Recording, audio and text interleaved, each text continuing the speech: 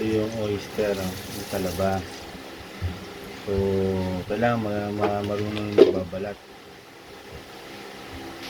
Noong pupunta kami ng daddy ko sa mami ko sa palaisdaan dyan sa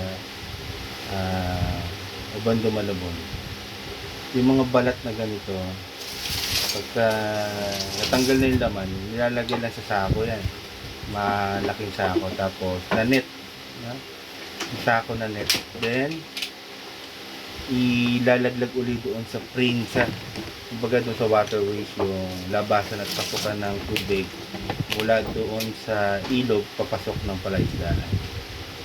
Magkakaroon uli siya after a week. Pag ginango yan, marami na naman yung laman. Yan.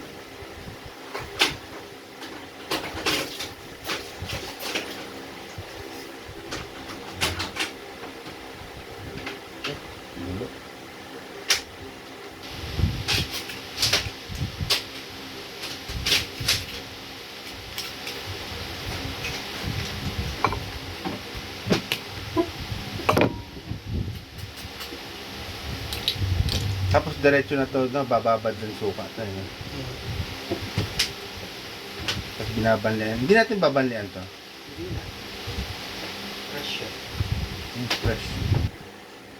Kaya marunong magbalat.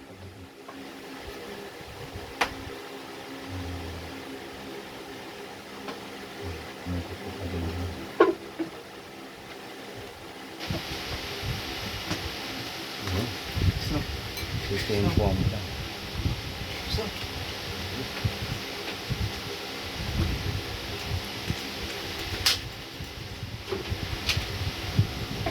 oyster.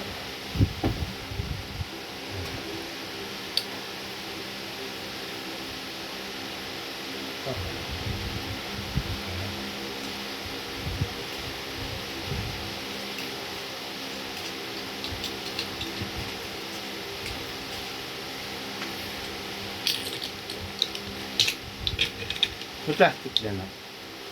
Nagyahan nga ako na ito. Ito na lang ang hugasan na. katapos. Ito na maliit-liit. Para dito na. Wala pang bato. Dito.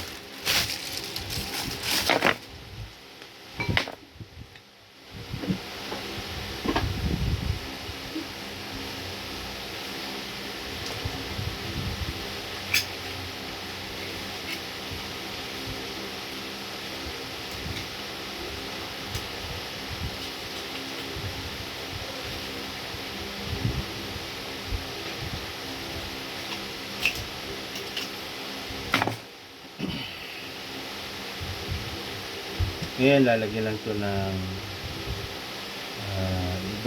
pagkahugas, lalagyan ng suka, sibuyas, bawang, saka pipino. Tatagalin lang natin.